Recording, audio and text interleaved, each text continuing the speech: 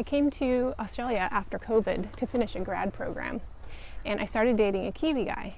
And after graduation, I stayed. And then, a year ago, in the middle of a massive thunderstorm, we got married.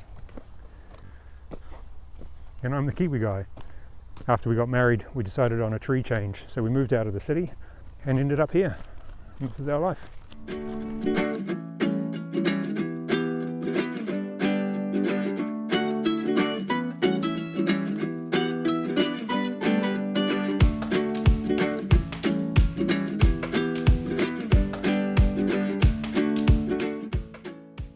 This is one of the problems of living up the top of a hill. Go up no matter which direction you approach. You want to carry me? I don't even want to carry myself. Today we're going to take you on a tour of the property. We've been here a little over a year, so that's given us plenty of time to come up with some plans. It's about 5,000 square metres, which is a little over 1.25 acres. And as you'll see, there's a fair few gum trees. So welcome to Tree Acre.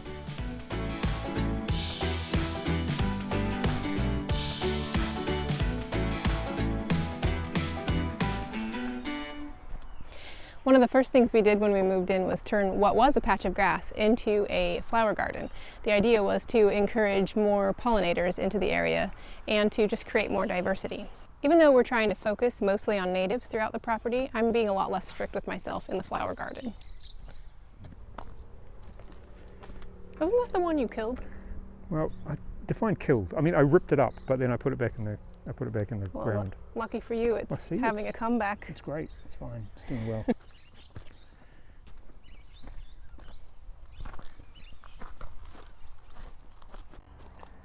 At the hardware store, Jenny saw a garden arch that was a 22 piece of flimsy junk, and so I promised her that I'd make her one.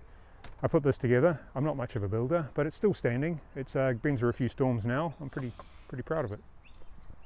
When we first moved in here, this was a car park, and the previous owner was parking his boat here. When we moved in, every flat spot that we could find has been turned into garden beds. Up here we've had potatoes grown. I've never grown them before, but the girl from Idaho taught me how to do it. This one has just previously been harvested, and this lot is ready to come out now. Down the side here, we've planted all of our squash. So we've got pumpkins, cucumbers, some melons, and some butternut, I think. We have lost track of what we planted and where, so it's going to be interesting to see once it all fruits.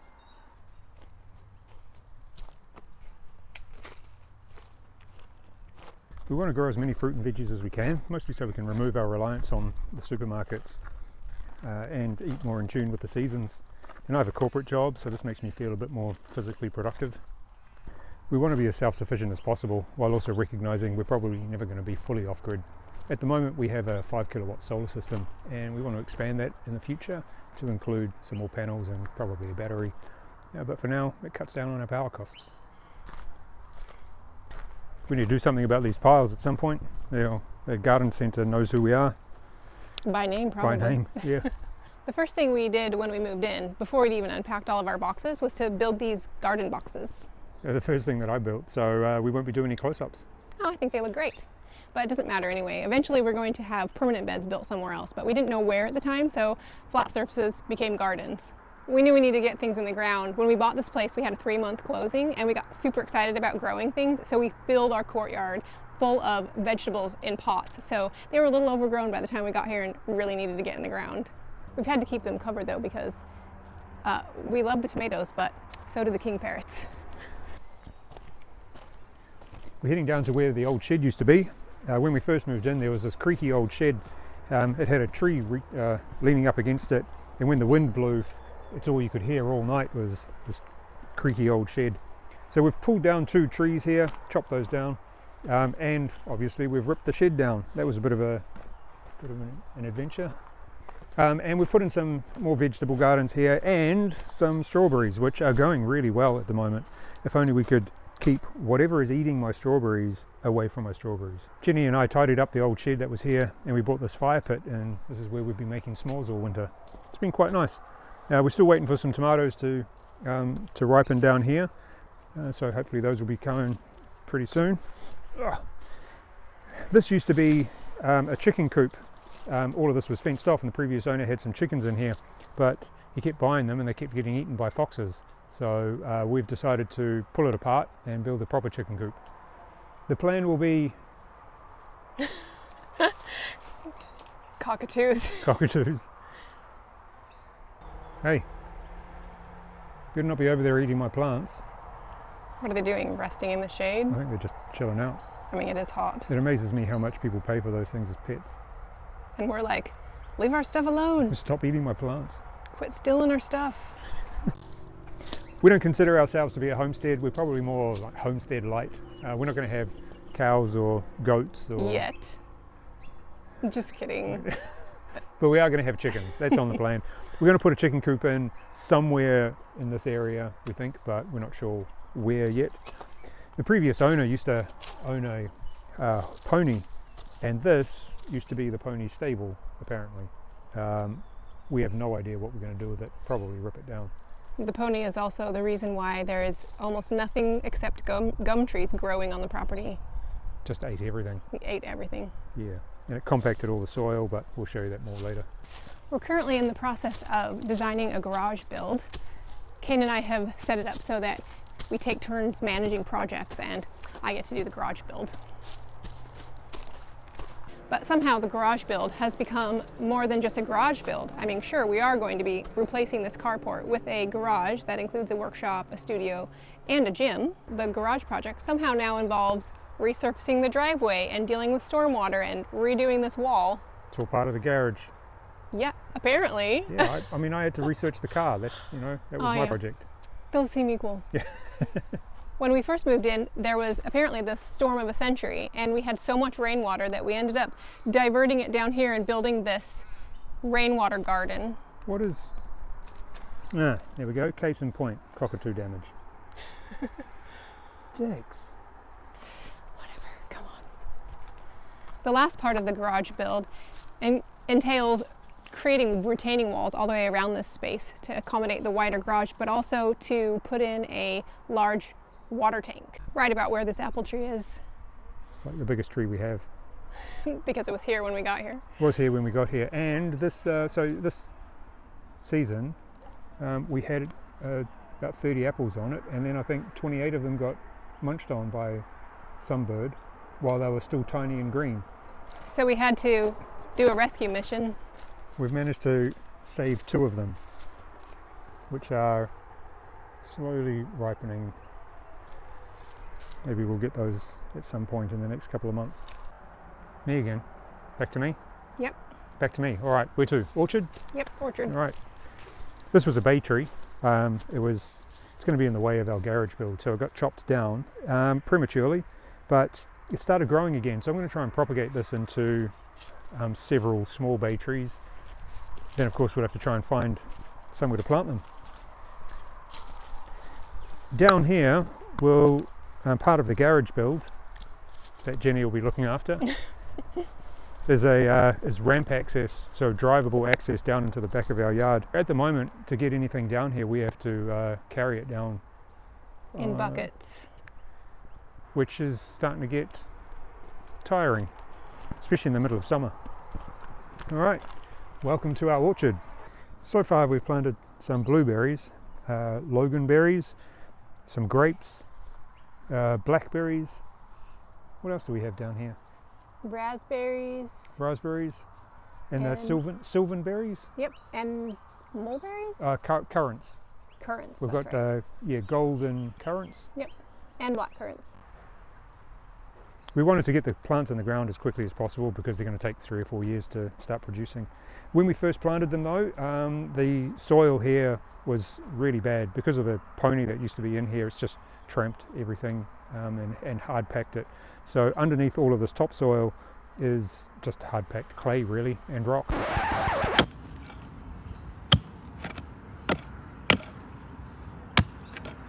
I've moved all of this topsoil down, and I planted black mustard, which should be acting as a green manure. I planted it a bit early in the season, so it all went straight to flower, but now it's all starting to seed again, so I'm just going to let that self-seed and hopefully it'll help fix the soil. We've also started putting in some tiers to try and stop some of the soil erosion and runoff. This is our first attempt. It turned out pretty good. These are just from rocks that we found lying around our property. And yeah, we're planning on putting some more. Goodness knows we've got enough rock. We've got 3 apple trees, a nectarine, a couple of apricots. What else do we have? Plums. Pomegranate, and 2 feijoa trees as well. Because I'm from New Zealand, of course I have to have feijoa. Have you had feijoa? No, I was going to try it at your dad's house, but it wasn't in season. Well, yeah, once they grow in here. It's one of those fruits where you have nothing for 3/4 of the year and then suddenly you have 12 bucketfuls and you're trying to give them away. Maybe that will be us soon.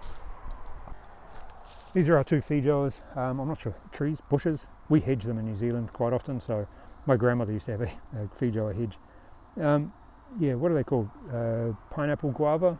They're an interesting flavour, but yeah, you'll get to try them soon, Jenny. I will. Well, when they grow. I see we're not going to talk about the dead avocados. We're going to pretend those don't exist. Fair enough. We don't talk about the dead avocados. I mean, we tried to grow 4 of them. None of them survived. Maybe when we forget what that was like, we'll try again. Apparently they need water. I think so. Who would have thought? The next area in our yard is going to be a shade cottage garden. It probably gets the most shade in this corner, so we're going to try and take advantage of that and plant as many shade plants as we can find. So far, the only things that we have planted are these tea plants, which we just learned this year. Those are camellias. Nope. What? Camellias. Yes. Not chamomile. I keep calling them chamomile, but they're I know. camellias. Camellias. They're a type of camellia, yeah. And that all tea comes from the same plant. From the same plant, Yeah. yeah. So it's like black tea, green tea, oolong tea, All the same plant. all come from the same plant. And we figured they should grow really well down here because remember how rocky and gross the orchard was? All the topsoil has washed down here.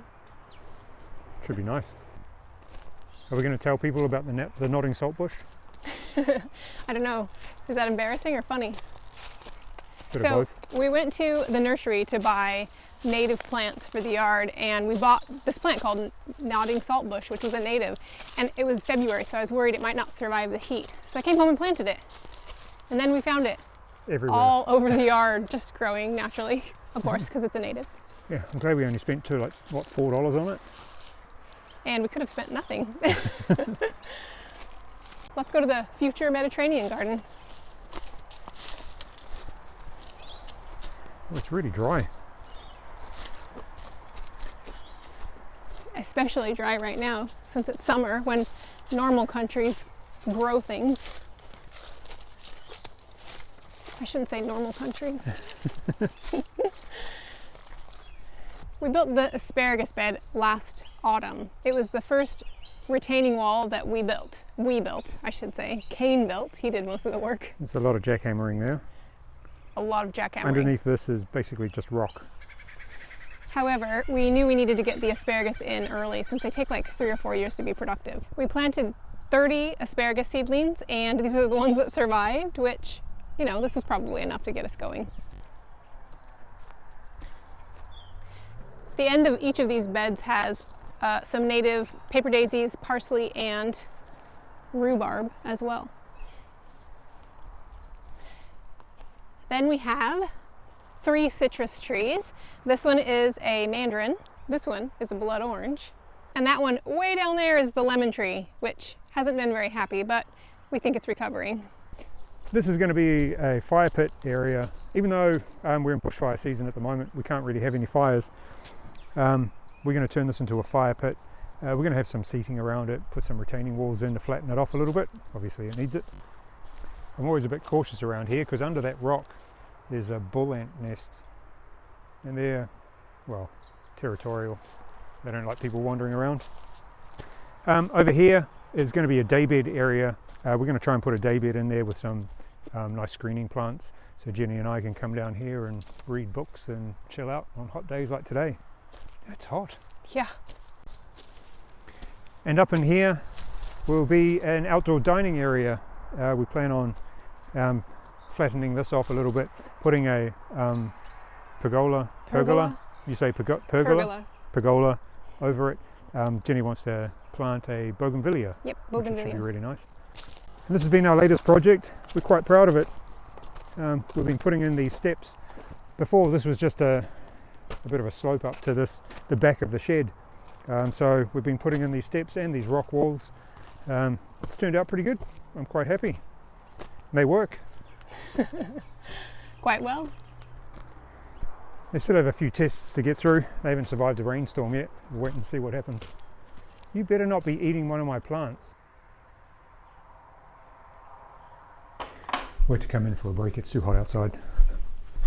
Now we're back into it. It is so hot, and we are definitely overdressed for this weather. But we came out here to do a quick video walk around, and I think we've been out here for what, 3 hours?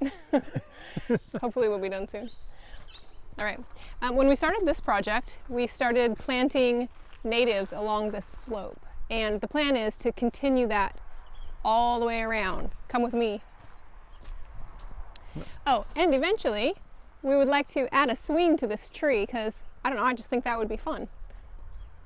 Eventually this entire slope will be planted with natives, hopefully to stop some of the erosion. We've seen a lot even just in the last year. The cockatoos aren't helping. No, every day you come out here and they're pecking at the bank. But that means we're going to need to bring in some more topsoil, put down some erosion blanket, and some mulch to hopefully keep everything growing on the bank, and then just fill it with plants. All right, let's head down to the habitat tree. Jenny and I are doing our best to learn as much as we can about the local area, so we can plant it with true indigenous plants. When we first moved in, there were, I think, 4 trees that we needed to get cut down. This was one of them, and we got an arborist in, and he said just to trim it up and turn it into a habitat tree, which is what we've done. And we look out from our deck in the mornings, and we see galahs or cockatoos, king parrots sitting in it. So it's been pretty cool. One of the things that was recommended to us was to plant some trees around the habitat tree, which is what we've done. We've got sweet bassaria and some tree violet, both of which are quite dense and spiny. So small birds really like to sit in there and hide away from the larger birds. We don't get any small birds, and we were over at our neighbor's house last year, just on the other side of that fence. Her yard is quite densely planted, and she had so many small birds that never visit our property. That's all right. We'll encourage them to come over and visit us. And in this corner, we're going to plant a native bird habitat, specifically fairy wrens, which are like a small bird, really brightly coloured. The males are really brightly coloured. The females are a little bit drab. Boys are a show off. So we've already bought about 30 plants to put in here. That is what we're supposed to be doing later on today. And maybe we put some stairs in right here to help us. I think we need some stairs, what do you reckon? Yeah, it's very steep. All right, next up is the pool and deck area, which I won't go into too much detail right now. However, we are going to be working on the pool this summer. At the end of summer, we're going to be resurfacing the pool and redoing the pump and getting rid of this terrible AstroTurf. What do you mean? The AstroTurf's great. At the moment, it matches the pool. Yeah.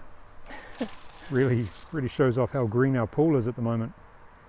I blame it on the pipe. And at some point, we're going to be reconfiguring these decks to line up with the bottom of the pool.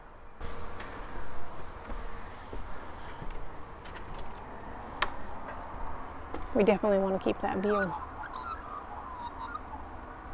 Just trying to stay out of the sun. Yeah, so hot. Oh. Too bad we can't swim later. Green pool.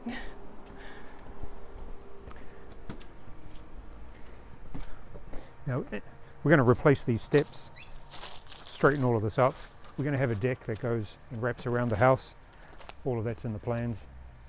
And in here will be our vegetable gardens, our permanent vegetable gardens, at least that's the plan. We're going to tear this off as much as possible, squeeze in as many vegetable gardens as we possibly can. Somewhere down here, we're going to create a level for a glass greenhouse which I am very excited about because right now I grow my seedlings in the house or under the front patio cover, which isn't always the best environment for them. And lastly, but probably pretty high up on our list, we're going to be tearing off and replanting this slope. So the plan is to put some steps in here that go up to our nice potato gardens, and wrapping a garden around here, and then covering this in topsoil, and then we'll replant it in something that looks better than all the dead grass. Like maybe some lavender. Maybe some lavender. Okay, back where we started. We've obviously got a lot to do. We've got enough to keep us going for a few years, so we'll be taking our video, we'll be sharing it with everybody. Follow along and yeah, see what we get up to. Bye!